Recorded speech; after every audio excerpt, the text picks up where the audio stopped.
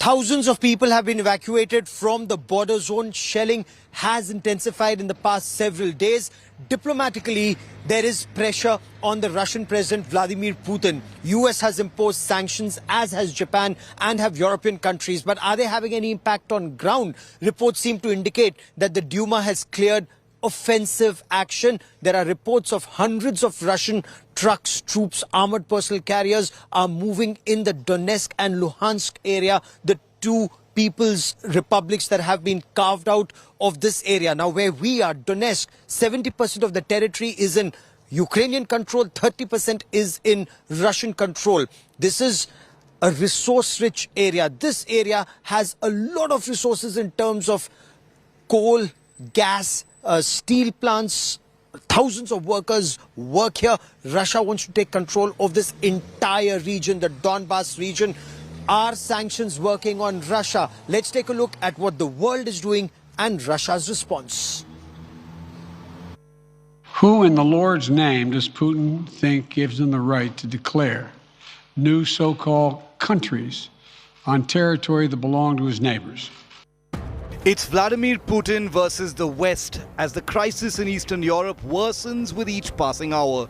As the Russian invasion looks increasingly imminent, Moscow has begun evacuating diplomatic staff from Ukraine. The country's Security Council has declared a national emergency. Regarding the duration of the state of emergency, it will last for 30 days according to the current legislation. If needed, the President has the right to issue a decree to extend it for another 30 days. It means the total duration will be 60 days. A vote by the Parliament to approve the decision is mandatory in both cases. The West and their allies have rallied behind Ukraine. But in the present situation, one thing is clear. The decision of the Russian Federation to recognize the so-called independence of the Donetsk and Luhansk regions and the follow-up are violations of the territorial integrity and sovereignty of Ukraine. Led by the United States, they've slapped back-to-back sanctions on Russia. US President Joe Biden announced new sanctions in retaliation to Russia recognizing the two breakaway regions of Ukraine as independent. We're implementing full blocking sanctions on two large Russian financial institutions, VEB and their military bank. We're implementing comprehensive sanctions on Russia's sovereign debt. That means we've cut off Russia's government from Western financing. It can no longer raise money from the West and cannot trade in its new debt on our markets or European markets either. Starting tomorrow and continuing in the days ahead, we'll also impose sanctions on Russia's elites and their family members. Following suit, Japan has imposed a ban on new issuance and distribution of Russian government bonds in Japan. Australia has also announced its first tranche of sanctions on Russia. Australians always stand up to bullies, and we will be standing up to Russia along with all of our partners, like-mindeds, and all of those who believe that it is absolutely unacceptable that Russia could invade its neighbour and seek to extract some concessions or advantage out of threats of terrible violence upon its neighbour.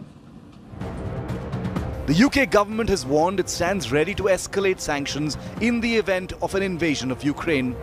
The slew of sanctions come after Russian President Putin ordered the deployment of troops to the two breakaway regions in eastern Ukraine. We are at a checkpoint in Donetsk. Tension between Russia and Ukraine extremely high in this restive province in eastern Ukraine. Donetsk and Luhansk, they are both extremely crucial in the Donbass region. Parts of these have been declared an independent republic by the Russian President Vladimir Putin. But 70% of this region is still in the control of the Ukrainian forces, and the apprehension is pitched battles may have to be fought for every inch of this territory. On Monday, Russia had recognized the independence of Donetsk and Lugansk, sending in heavy troop deployments. Russia has heightened fears of a full-scale offensive. Ukraine is stepping up measures as it braces for impact. Martial law has been imposed which bans meetings, movement and political parties. Norms have been revised for the stay of foreigners near the border zone. The use of radios, flights of drones and the filming and photographing of certain people and buildings has also been banned. At this point of time, Ukraine is firming up its defenses. Trenches have been dug, armored personnel carriers, tanks, trucks, troops, they've been brought to the forward lines. In several border localities, village after village evacuated. Shelling has intensified in some of the border areas we visited.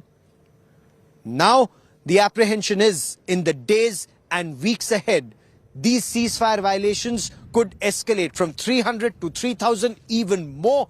And then there could be an advance of Russian forces that want to take control of this entire gas, coal and steel-rich province. With cameraman Pawan Kumar at Donetsk in eastern Ukraine, Gaurav Sawant for India Today. And that's the apprehension here on ground zero. Will there be an invasion? Is it now on the cards? There is a lot of psychological warfare going on, a lot of information that comes out on social media that seems to indicate that the Russians have amassed troops to a large number of troops, and armored personnel carriers and tanks have been put on the other side. Of course, there is also deployment on this side. India Today's team visited a checkpoint barely 3 kilometers from where the Russian troops are currently deployed. Remember, 30% of Ukraine, of this Donetsk territory is with Russia, 70% with Ukraine. Ukraine claims the entire 100%. But what will happen in the days and weeks ahead? Not many know. India Today is at the front lines of the conflict between Russia and Ukraine in eastern Ukraine. We are in the Donbass region. This is Donetsk, and this is a checkpoint of the Ukrainian army. This perhaps is one of the last checkpoints, because beyond this are barricades that have been set up, and beyond those barricades is the deployment of the Russian army. When we talk about Donetsk and Luhansk, Russia's President Vladimir Putin declared that they are independent republics, but 70% of that territory is still with Ukraine, and the Ukrainian army has been deployed here very extensively to ensure that they're able to protect this territory. So military hardware, tanks, armored personnel carriers, communication equipment have all been deployed here. A lot of satellite imagery shows the deployment and movement of the Russian forces on the other side, and that, according to information that's come down, has increased quite a bit. So effective countermeasures are being taken by the Ukrainian army. It took us about 14 hours from the capital Kiev to get to Mariupol, and then another 100 kilometers from Mariupol to get to this area where active conflict is taking place in the Donbass region. Both Russia and Ukraine claim control of 100% of Donetsk and Luhansk, but Ukraine says this is our territory. This, incidentally, is the industrial belt and coal production, steel production. That's huge in this belt, and that is why, to protect their natural resources, to protect their assets, they have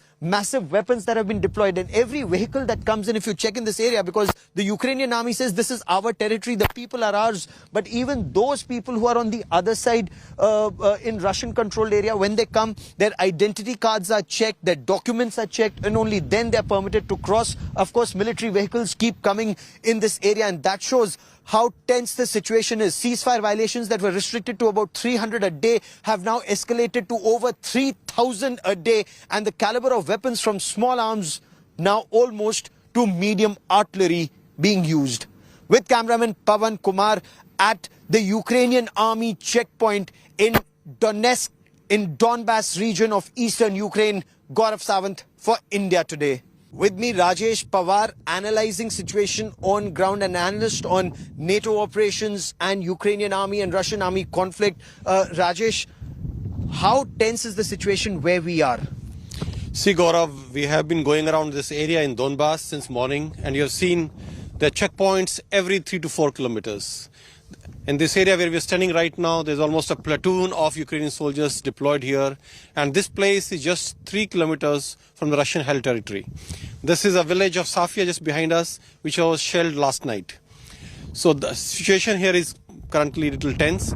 And what's going to happen tonight, we will see. We are here tonight and we are bang on the front line now.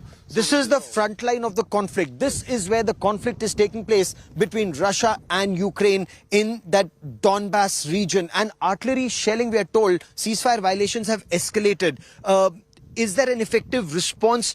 What about civilians in these areas, civilians in these villages? See, we just spoke to the commander here, commander of this platoon which is deployed here. And he said the village just behind us is Safia, which was shelled last night. Not much of shelling in this area, but 3 kilometers from here, the Russian army is deployed. And this is the area which is likely to witness a fierce fighting in case Russia plans to invade further into Ukraine. Because Mariupol, the nearest town here, is a part of Donetsk province. It indeed is. Reporting from Tinderbox, Mariupol, Donetsk region, the Donbass region where conflict is taking place, with cameraman Pawan Kumar, Gaurav Sawant in Ukraine for India Today. And Rajesh Pawar joins me on the broadcast. We will talk to him in greater detail. But before we cut across to Rajesh Pawar, I quickly want to bring you this report about locals in this area and in large numbers, especially along the Black Sea. We visited that area right next to the Black Sea. You see these beautiful homes, huge homes, pockmarked, shelled, abandoned. Thousands have been told to leave their houses. They've either come to Mariupol or some have gone to Kiev. And the apprehension in that locality, in that entire belt, is that Russian forces could come marching in. It depends on how strongly the Ukrainian forces are able to hold them back and whether the attack will come from land or from sea. We bring you this report about how locals are faring.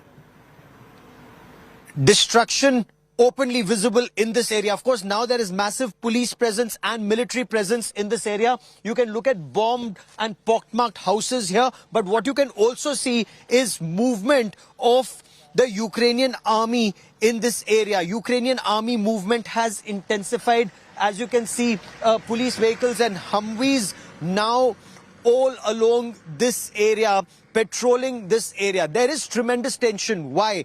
Because in Donetsk, which is now openly disputed, what do you see?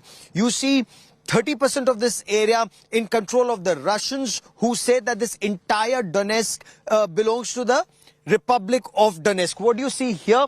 This house damaged, pockmarked in shelling, and there are similar signs almost all over, and that is why people have abandoned this area. For example, that building there, the adjoining building there, people who have the means, they've either moved to Kiev or some others to Mariupol, because their apprehension is, the fear is, anytime Russian forces could roll in to this area. What has happened so far?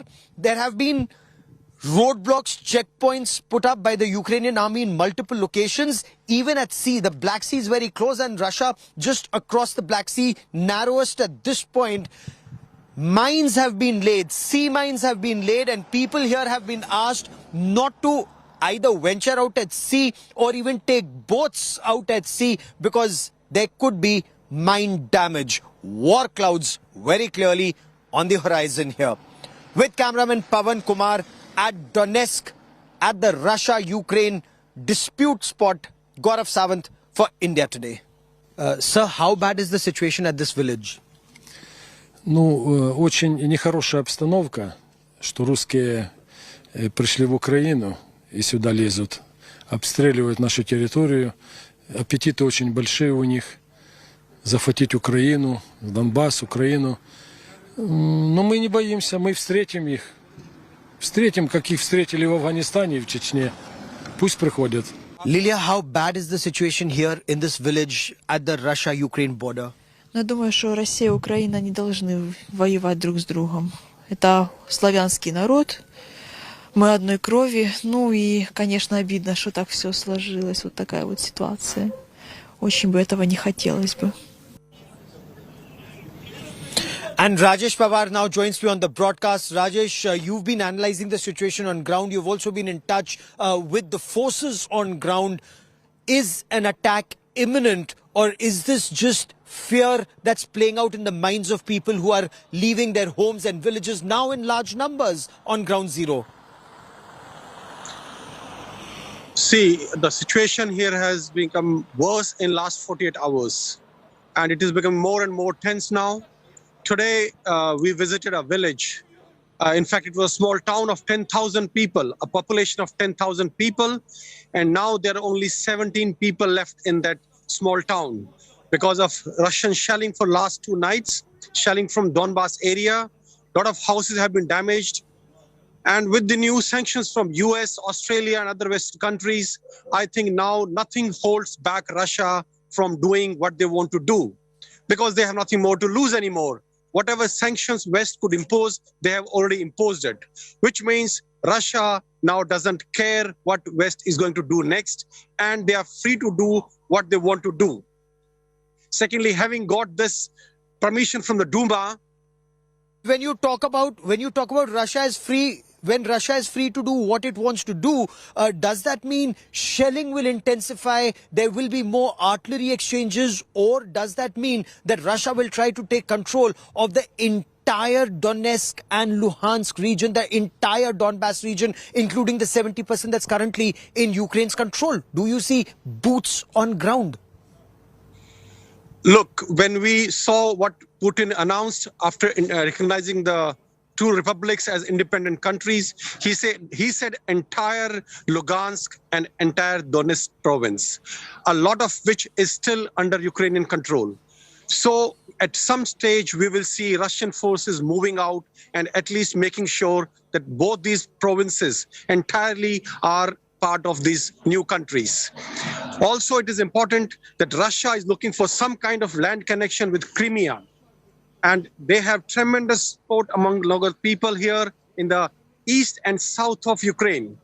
And to connect Crimea with mainland Russia or with these 2 independent countries, they need to capture Odessa and maybe some area along the Black Sea, which they might go for, may not be immediately, but in coming few days. I would like to add one more point. I don't see an attack coming to mainland Ukraine besides Donetsk and Lugansk from Donbass, because Russia will take at least a few more days to consolidate their defenses first to counter any kind of counterattack coming from the Ukrainian armed forces. Okay. Gaurav. Fair enough, the situation remains extremely tense. This place is on tenterhooks and virtually a tinderbox at this point of time. And perhaps that's the reason why President Zelensky, Vladimir Zelensky of Ukraine, ordered conscription. Able-bodied men and women have been asked to join the armed forces for a period of 1 year. There is also a period of emergency. New restrictions are being imposed, and not just in this border belt from where we are reporting right now in Donetsk, but almost across the country. Ukraine is also asking the West to fulfill its promises to protect democracy and freedom.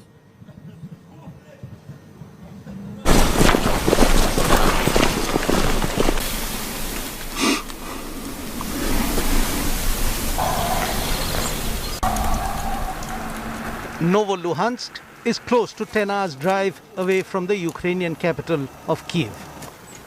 This village in Ukraine's Donetsk region, but just outside the self-proclaimed Donetsk People's Republic, has been living a nightmare for years now.